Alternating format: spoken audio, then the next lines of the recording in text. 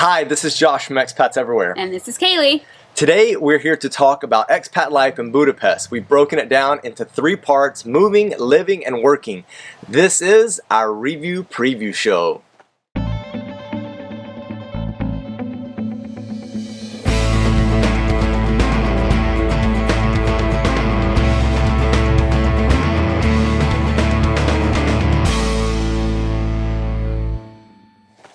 Welcome to our review preview show. We're working through the alphabet on cities that you vote on and want to know more about for living as an expat. Last episode we featured Athens, so this episode we are featuring Budapest. We'll also continue to give shout outs to those who have commented on our YouTube channel and Instagram, as well as reviewing past videos and previewing the upcoming ones. Our review preview shows drop every other Thursday, while our expat interviews and other videos will drop on Sundays. Let's talk about Budapest. Our community tab poll had the cities Beijing, Bogota, Boston, Buenos Aires, and Budapest won with 39%. Beijing and Bogota tied for second place with 19%, then Buenos Aires 13%, and last was Boston. We're going to be talking about moving to, living in, and working in Budapest as an expat. Budapest is located in the northern part of Hungary. It is the capital city, and many expats have chosen to live there because of the reasonable cost of living. The city is split by the Danube River, with one side having the name Buda, the other side having the name Pest, which is where Budapest comes from. And it's split into 23 different districts. Budapest has a rich history, and interestingly enough, there's a cave system beneath the city. Another highlight is the variety of thermal springs around the city, which supposedly have healing effects. Ooh, that sounds nice. Yeah. There are a lot of different types of neighborhoods to choose from in Budapest. The Buda side has 6 districts and the Pest side has 16. Then that final one is right in the middle in an island in the river. Keep in mind while looking that Buda is known to be quieter and more residential, so think more green spaces. There are a lot of districts and each have their own unique areas, so we're just going to touch on a couple that are popular for expats. So the popular ones are 11 and 22 on the Buda side, and then 5, 6, 7, and 13 on the Pest side. District 11 is southwest of the city center. There are great panoramic views of the city. This district is good for hiking and being outdoors. It is also known for being a more affluent part of the city. District 22, also on the Buda side, is known as the town of wine and champagne because a lot of Hungary's major wine producers are there. So the district also has beautiful views of the cities, restaurants, shopping. The Capona Mall is there. It can be a little pricey, but transportation is really good, and it's a little trendy, so a lot of artists and musicians like the area. Moving over to the Pest side, let's start with District 5. Now, it's central, close to the financial district, also tourist destinations like St. Stephen's Basilica. Keep in mind that it can be quite busy with tourists. Apartments mean less green space and open air. And since this area is so central, you've got a lot of nice restaurants, shopping, and more, but it can be expensive. Next up is District 6. It's a place that's more like a cultural entertainment. That's where the Budapest Opera House is. Again, public transportation is really good there, but it can be very noisy, so keep that in mind. I think transportation is awesome in Budapest all over. District 7 is known for being popular with young expats. It's actually used to have a high Jewish population, so the district has many beautiful synagogues. Medical and veterinarian universities are here, and good bars and shopping. You can see why younger expats choose living in this district. Lastly is District 13. It's downtown and it's in the process of being developed mainly residentially. So it's safe and it's clean. It's got a few cafes, shops, some outdoor spaces. Think for expats, more middle class living.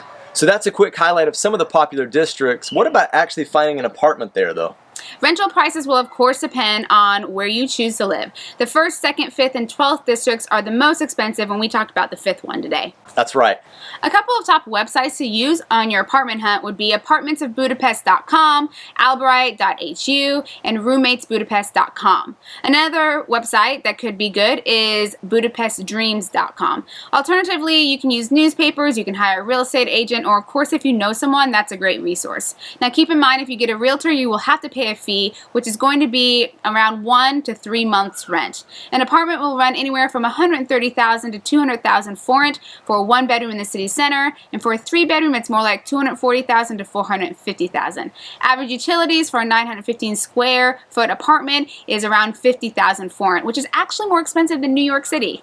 A final note on housing is you might need a translator if you decide to do the search on your own, so keep that in mind. A lot of people speak English, but you never know. And well, we're going to move on from moving. Let's talk about living in.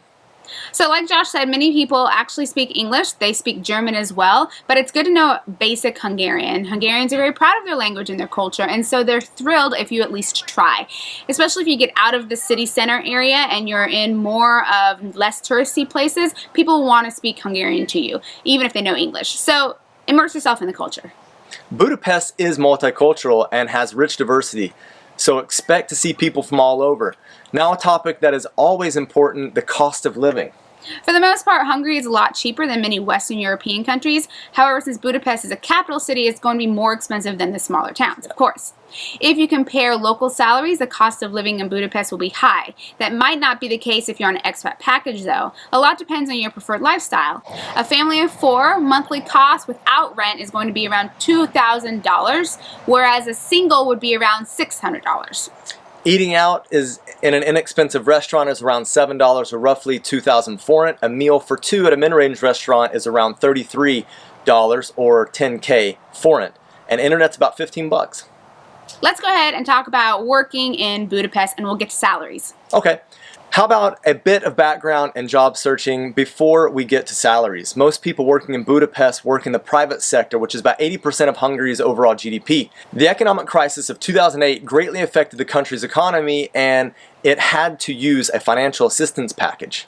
So in 2010, the government started making a number of changes. Among these changes were 2 big ones where they decided to cut personal income and business taxes for people working in Budapest and then impose additional taxes on financial institutions, retailers, and telecom and energy companies. The economy finally recovered around 2011, but along those years there have been some ups and downs.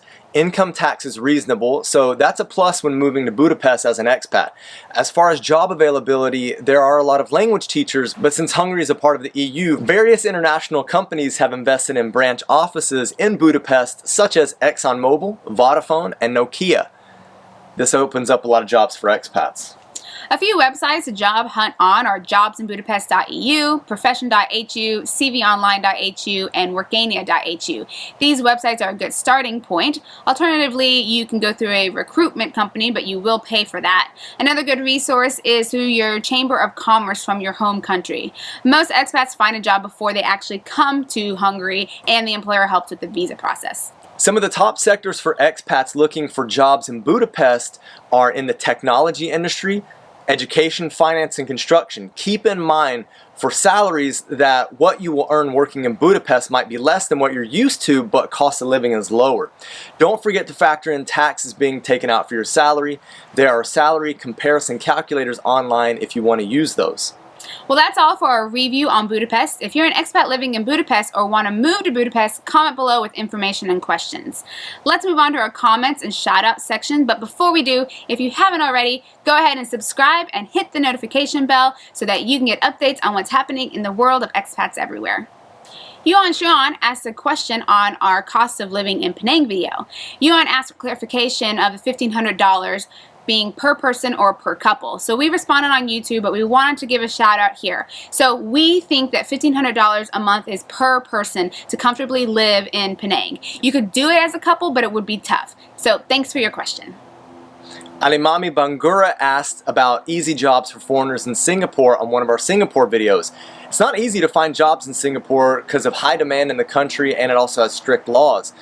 You'll need to either be sponsored by a company or establish your own business there so you can live and work legally in Singapore. It can be a difficult process though, so you'll have to explore your options. Finally, it's time to review and preview the videos on our channel. Our last 2 videos have been about the expat investors where Josh and James discuss real estate and investing in real estate from abroad. Then the other one is with Victoria, who's a university student, and she is going to do a study abroad in Greece. Our last review preview was actually about Athens, so it goes really well with this because she will be living in Athens. All of these videos are in the description below. Yeah, and our upcoming video is about how to get an American passport for a baby. We just had to go through the process, so we wanted to share that with you guys, step by step how to do it. That video will come out this Sunday. Well, we have completed cities for A and B, so now let's roll on to the letter C. So go to our community tab to vote for which city starting with the letter C that you want featured on our next review preview. That's all for now. Bye until next time. Bye.